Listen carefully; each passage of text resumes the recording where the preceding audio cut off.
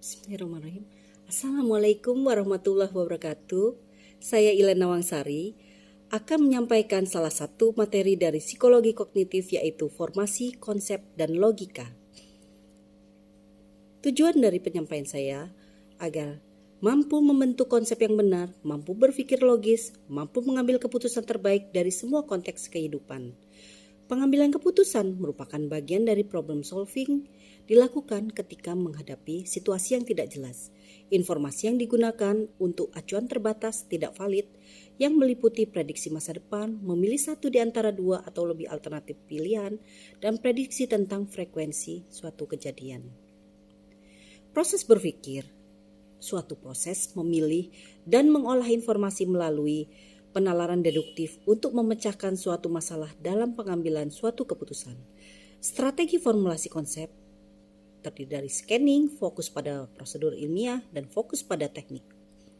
Formasi konsep dalam pembentukan konsep didefinisikan dengan ciri-cirinya. Dari sudut pandang kognitif, dasar untuk menerima sebuah karakteristik sebuah ciri adalah subjektif. Contohnya, kata mobilitas merupakan ciri dari kendaraan. Lalu ketika mendengar kendaraan, kita selalu ingat merek. Kendaraan Toyota, Daihatsu, Honda, Suzuki, Lexus, dan sebagainya. Padahal saat kita melempar barang, hal tersebut juga bisa dikatakan mobilitas. Jadi, ciri dasar bisa dikaitkan dalam dasar kuantitatif maupun kualitatif. Pembentukan konsep dapat dilakukan dengan asosiasi, pengujian hipotesis, dan logika. Pengujian hipotesis terdiri dari pengujian simultan, pemindaian berturut-turut, pemusatan konservatif, dan kemungkinan fokus. Di antara keempat strategi pemusatan konservatif menjadi yang paling efektif, di mana pemusatan konservatif memformulasikan hipotesis, memilih kejadian positif sebagai fokus, dan kemudian membuat urutan penyusunan kembali dengan memperhatikan ciri yang mana yang menjadi positif dan negatif. Asosiasi akan terbentuk ikatan antara kejadian atau objek setiap saat dimunculkan bersama kembali. Reinforcement, hadiah atau hukuman, bisa memfasilitasi bentuk dari ikatan. Prinsip asosiasi meyakini pembelajaran konsep adalah hasil dari menguatkan pasangan tepat dari sebuah stimulus dengan respon yang mengidentifikasikan sebagai sebuah konsep. Dan yang kedua adalah non-penguatan, bentuk hukuman, pasangan yang tidak tepat dari sebuah stimulus dengan respon untuk mengidentifikasikan sebagai konsep. Logika adalah ilmu berpikir. Berpikir adalah proses umum untuk menentukan isu dalam pikiran. Walau kedua orang memikirkan hal yang sama, tetapi hasil pemikirannya tidak berbeda dengan argumen yang berbeda. Sistem penalaran yang terhadap argumen tersebut disebut dengan silogisme. Silogisme memiliki 3 langkah, premis mayor, premis minor, dan konklusi. Konklusi diperoleh ketika penalaran silogistik diakui valid jika premis-premisnya akurat dan bentuknya benar. Penalaran deduktif. 4 kemungkinan logika deduktif.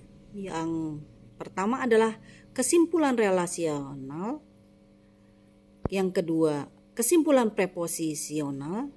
Ketiga, silogisme. Dan keempat, menjumlahkan kesimpulan kuantitatif berdasarkan premis yang berisi lebih dari satu kesimpulan.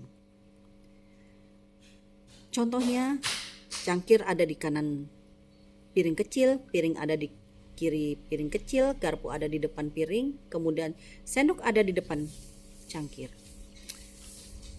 Penalaran silogistik. Bentuk dasarnya semua A adalah B, semua C adalah B, jadi semua A adalah C. Salah satu cara untuk memecahkan silogisme dengan menggambar diagram Venn.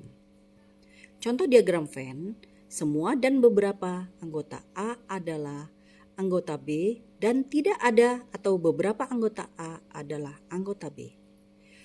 Efek atmosfer adalah kecenderungan untuk menerima atau menolak suatu argumen berdasarkan bentuknya. Perbedaan dalam memasangkan anggota A dan B akan menciptakan atmosfer berbeda. Dan ujungnya, kesimpulannya pun berbeda.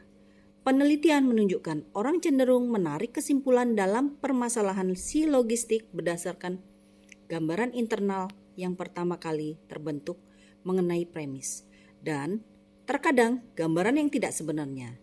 Isi silogistik dapat mempertahankan bentuk argumen sambil mengubah-ubah isinya. Di sini bisa dilihat bahwa semua manusia bisa mati. Sokrates adalah manusia, oleh karena itu Sokrates bisa mati. Kemudian semua manusia bermoral.